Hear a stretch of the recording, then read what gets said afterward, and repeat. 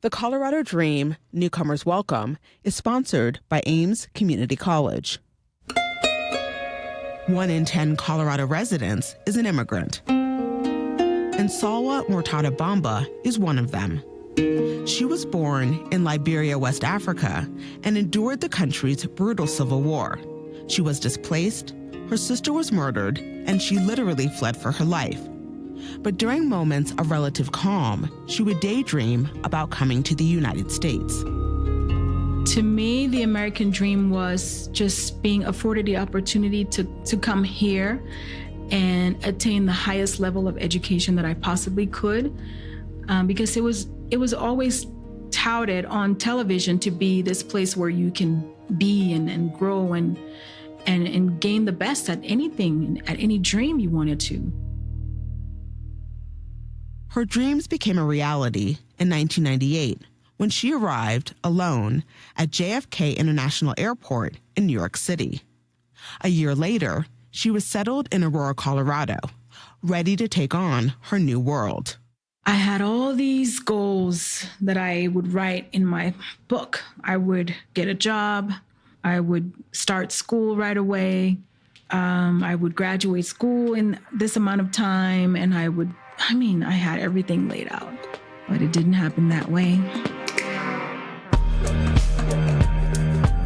I'm Stephanie Daniel, and this is the Colorado Dream Newcomers Welcome from KUNC. Our series explores the Black immigrant experience in Colorado. It's told through the eyes of one African woman and the city of Aurora that's working to become an inclusive home for all. This is episode 1, Arrival. In the 2020 census, most of Colorado's population identified themselves as non-Hispanic white. In fact, nearly 68% of responders selected the category. But the Metro Denver area is much more diverse, especially the northeast part where I grew up and now live. It's a short drive for me to get to the city of Aurora, where about 1 in 5 residents is foreign-born. It's home to people from all over the world. Over half come from the Americas, mainly Mexico. After that, the largest groups hail from Ethiopia, Vietnam, Korea, El Salvador, and India. Local leaders have embraced these newcomers, creating the state's first integration plan to help them and the city thrive. But is the plan working? Do immigrants and refugees feel at home in Aurora? These are the questions that inspired this season of the Colorado Dream. As I started my research, I met Salwa, an immigrant from Liberia. And after long chats and getting to know her, I was compelled to share her story and others who have come to this city to achieve a better life for themselves and their families. Salwa was born on August 5th, 1977 in Monrovia. The port city is the capital of the West African country of Liberia. Her mom, Martha Annette Pata Mourtada, is Black from Liberia, while her dad, Mahmoud Abdul Latif Mourtada, was white from Lebanon. The story goes this way. Apparently, my mom was dating another Lebanese guy at the time, and he traveled back to Lebanon, and he was trying to correspond with my mom, and he sent the letter through my father. So he was the deliverer of the letter, and that's how they met. And when he saw my mom, he said, okay, this is it. Salwa grew up outside the city. Her family lived on 5 acres of land, and she remembers it was covered with palm trees and colorful flowers. There were also gazebos around the property, a convenience store, and a farm where they grew all their vegetables. My mom was the neck that turned the head, so to speak. I see a lot of traits from her in me. She was very calm, collected, but when it was time for her to step up to the plate, she did. Martha was a housewife with a 9th grade education who stopped school to have kids, 2 boys and 2 girls. Ahmed was the oldest boy, followed by her daughter Lila. Then came Salwa and Sammy. To this day, I could tell that she was really smart because when we were younger, She would be the one helping us with homework, math homework, science, any and every subject she would help us with. Mahmoud was about 20 years older than his wife. He only had a 5th grade education and came from humble beginnings in Lebanon. And he was a short little, maybe 5'6" Lebanese man, but he has so much power and authority in him. Charismatic, and didn't really care about race or color or religion. He was open and accepting to everyone. He became a successful businessman in Liberia and built a restaurant on their land. It was only open on Sunday and very popular with foreigners. Salwa remembers the American ambassador, the German consulate, and UN diplomats would regularly visit to enjoy her dad's Mediterranean cooking, and they would bring their families. Some of her favorite childhood memories involve playing with kids from all over the world. We'd go to the playground on the merry-go-round, and I would pretend my name would be Jennifer for the day, right? And I would change my accent to an American accent. Me and my sister was Maxine, and I was Jennifer, and my brother was John, and Jonathan, my other brother, and we would just play house. It was just beautiful. Liberia is on the Atlantic coast of Africa, nestled between the countries of Sierra Leone, Guinea, and Cote d'Ivoire, also known as the Ivory Coast. The country's origins are rooted in the United States in the early 1800s. The American Colonization Society, or ACS, was formed with the goal to return freed slaves to Africa. The group included prominent politicians, slaveholders, and abolitionists who believed free blacks and whites could not coexist equally in the U.S. The ACS established an outpost on the west coast of Africa. 25 years later, in 1847, it became the nation of Liberia. More than 15,000 freed and free-born African Americans and Afro-Caribbeans relocated there, and their descendants became known as Americo-Liberians. This elite group was only a very small percentage of the population, but controlled the country's politics and economy. The indigenous tribes were looked down upon and denied citizenship until the early 20th century. Salwa can trace her roots back to the Americo-Liberians. She believes her great-grandfather was a descendant of one of the settlers. And this influence can be seen in later generations. For example, her mom, Martha Annette, has an American name. In 1980, there was a military coup that ended the Americo-Liberians' monopoly of power. The first time I was aware that the country was going to go down was I was 3 years old, 1980. I vividly remember there was a coup and the soldiers came to our compound and they lined us all up. The soldiers beat her father and stole some of their property. The country was just beginning to endure decades of conflict. 1988 towards 1989, we started hearing way up in the, I think, northeast that some turmoil was going on in one of the counties that bordered Ivory Coast. That turmoil was spearheaded by a self-appointed leader and former cabinet member, Charles Taylor, who wanted to overthrow the Liberian government. His dad was an Americo-Liberian, and his mom was indigenous. Taylor was accused of embezzling funds and fled to the U.S., only to return years later with a small rebel army. On Christmas Eve of 1989, they attacked from Cote d'Ivoire on Liberia's northern border. Liberia's civil war had officially begun. I was afraid that we're all going to die. I was afraid for my parents, mostly. My dad being Lebanese, I knew that we would be a target. They would come and they would kidnap us and steal. I just knew something bad was going to happen. Unfortunately, Salwa's instincts were right. As the Civil War intensified and different factions fought for control, thousands of people were forced to leave their homes, including the Mourtadas, who were thrust into years of instability. At one point, they didn't see their father for about 9 months. So it was just my mother, my 2 brothers, and my sister, just living in this shack for that whole time. And during that time, I was selling whatever I could find. I was 13 maybe. Their school had shut down, so Salwa and her older siblings worked to support the family. This included her 17-year-old sister, Lila. One rainy day, Salwa walked her to the taxi depot. They held onto the umbrella and each other. I said goodbye to her. I'll see you later. Come back. And that was the last time I saw her. When Lila hadn't returned after a couple days, her parents got worried and started to look for her. A family friend and 10-year-old boy and former soldier named Otis went to the capital city of Monrovia to investigate. It wasn't long before he learned the horrible truth. Rebels from a faction in Monrovia had kidnapped many women, most of whom were light-skinned or biracial. One of them was Lila.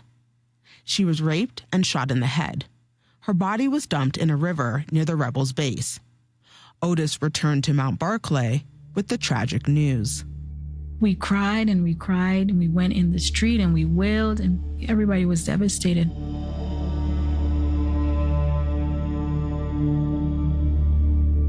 What is sort of the impact of losing a sibling like that in such a traumatic way?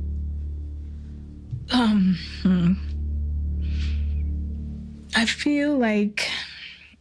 feel anger still. And I know it's not a good thing. I know she never got to live the life. She never got to finish high school. She never got to go to college, have a child, share my children with me, do sisterly things. It still, it affects me today. Salwa's parents were really worried the same thing could happen to her. Like her sister, Salwa's skin is light brown and her hair is curly. So they sent her to live with her aunt in Côte d'Ivoire. My life was upside down. I didn't understand what was happening. All I knew was I wanted to go back to school. I just put all those memories in a box and I locked it up. But Salwa couldn't go to school in Côte d'Ivoire because she didn't speak French. She thought Ghana would be a better fit. It's an English-speaking country, less expensive, and some of her cousins live there. So with the $700 her dad had given her, Salwa continued her journey. Civil war in Liberia continued until 2003. Civilians suffered widespread human rights violations, including mass killings, torture, rape and sexual violence, the forced recruitment of child soldiers, looting of the national economy, and the destruction of cultural property. During the 14-year conflict, an estimated 250,000 people lost their lives. Salwa was one of about 800,000 Liberians who fled.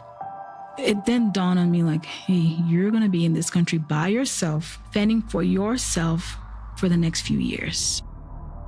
Coming up, Salwa begins a new life in Ghana, but she's still carrying the scars of war. You're listening to The Colorado Dream. The Colorado Dream, Newcomers Welcome, is supported by Ames Community College, positioning learners to meet current and future workforce needs in Northern Colorado for more than 50 years. Info at ames.edu. The Colorado Sun is an award-winning news outlet founded by some of the state's top journalists. We bring our readers and listeners the most important stories in politics, education, the outdoors, and so much more. Listen to our podcast, The Daily Sun-Up, as our reporters go beyond the headlines to explore what makes Colorado tick. Whether it's the latest on the water crisis, conversations with leaders like Governor Jared Polis, or stories of activists, ranchers, or business owners, we shine a light on what matters most. Tune in on coloradosun.com or wherever you listen to podcasts. Salwa had just turned 14 when she ended up in Ghana in September of 1991. She lived with her 3 cousins who had been displaced too. They shared a small room and barely had enough money to survive. We had to find food, which mostly consisted of, side street food for a few CDs, they call them money, peanuts, mostly like fried bread. Water they sold in a little plastic bag on the side of the street. We'll do that. Oh gosh, barely nothing all day long. It was one of the worst experiences of my life. By leaving Liberia and going to Ghana, Salwa became one of the tens of millions of forcibly displaced people worldwide. According to international law, she was a refugee. It means someone who is fleeing their country because they are either being persecuted or have a well-founded fear of persecution because of their identity, their race, their religion, their social group, their political opinion, or membership in a social group. S.A. Warkey is the director of the Human Services Initiative at the Migration Policy Institute. The United Nations High Commissioner for Refugees has adopted 3 solutions that offer refugees their best chance to live full and successful lives: local integration into the community they fled to, return to their home, or be resettled in a new country. But Warkey says only a very, very small percentage are able to take advantage of any of these. Most refugees live between camps and nearby cities, going back and forth over their lifetimes. They might have come as children, they grow older, they get married, they have children of their own. They sometimes create schools or micro businesses with whatever they're able to get their hands on at the camps. So it's really a shame, reflecting on the global community, that we're not better able to address the safety needs of people who've been displaced. Salwa was one of the fortunate ones. Through a bit of luck and a lot of grit, she was able to integrate into life in Ghana. First, Salwa enrolled as a 10th grade day student at a boarding school in Ghana. When one of her teachers realized Salwa couldn't afford to buy books and school supplies, she helped raise about $500 to buy Salwa everything she needed.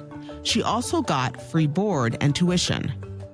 Then her 20-year-old cousin introduced her to a church where they became close with the pastor and his wife. The couple fed them and gave them money.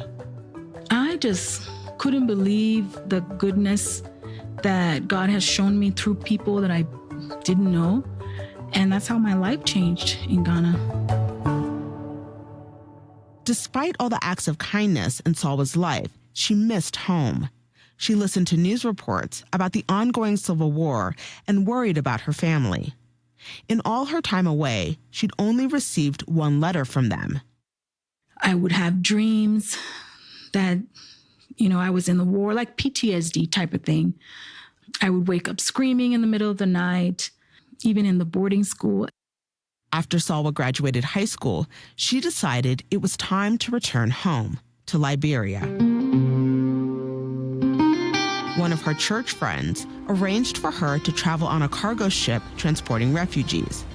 The 3-day voyage took 7 days due to mechanical problems. It was treacherous. There were raging storms. Everyone was sick and vomiting. Salwa thought she was going to die. Then one early morning, after a week on the Atlantic, she finally saw the horizon. It was a glorious day, and I saw Liberia for the first time. It was December 1995. Salwa was 18. And I just got on my knees and I prayed and I just cried. I was like, God, after all these years, I'm home. First, she looked for her family. In the letters she'd received in Ghana, her dad wrote that he'd purchased land on a beach in Monrovia. She got in the taxi and told the driver where to go. I was just wide-eyed, just in awe. But after all those years, as we drove through the city, there were still dead bodies. It started to dawn on me that I'm entering a war zone again, even though people have managed to move on, but it was still an active war zone. As they got closer, Salwa saw a sign that read Mourtada's Beach. Her heart started pounding as the driver headed towards the ocean. When the taxi parked, Salwa saw coconut trees, beautiful flowers, and a black woman and white man on the porch. It just plays in slow motion in my head. And I see this short lady just running. And she's running and running. Salwa started running too. And she and her parents embraced for the first time in 4 years. Her brothers showed up later, and finally, the family was reunited.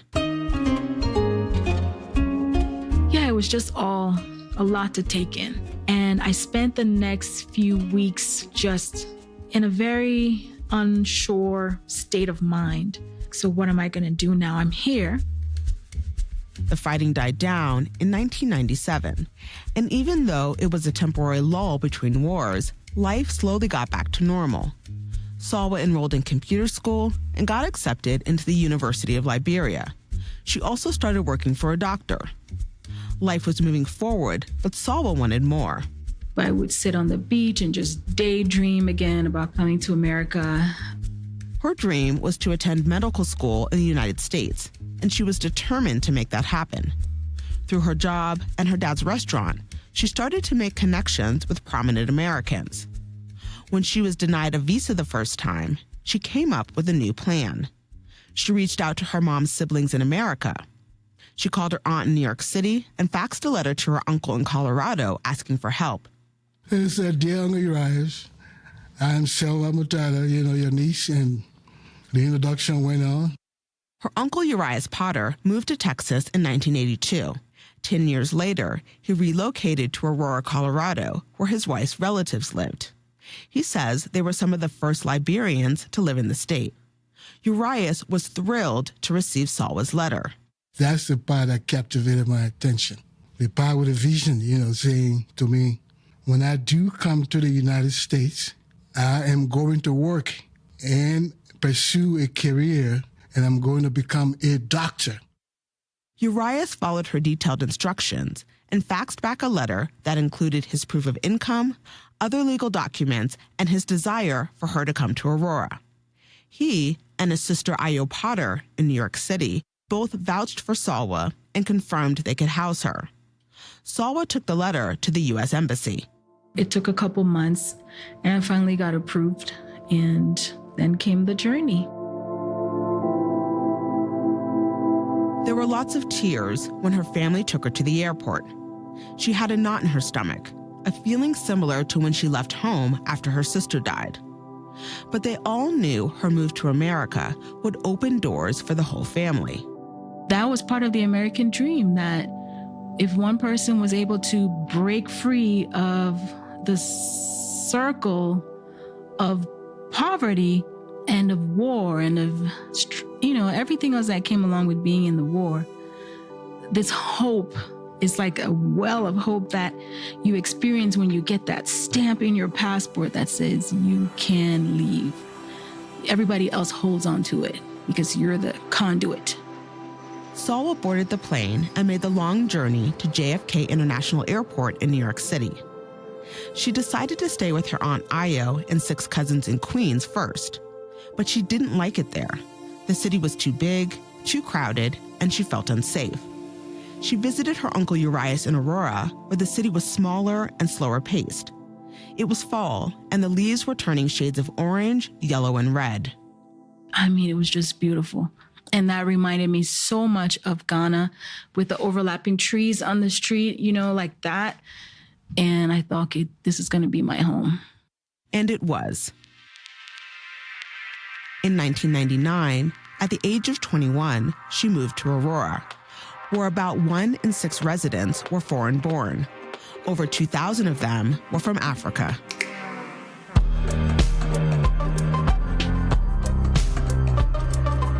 On the next episode of the Colorado Dream, Newcomers Welcome, Aurora decides to lay out the welcome mat, and local leaders devise a plan for their success and the city's too. It's in our best interest as a city, to start building this strong foundation, because the next generation will benefit from all this, what we're doing right now. That's next time on Episode 2, Integration.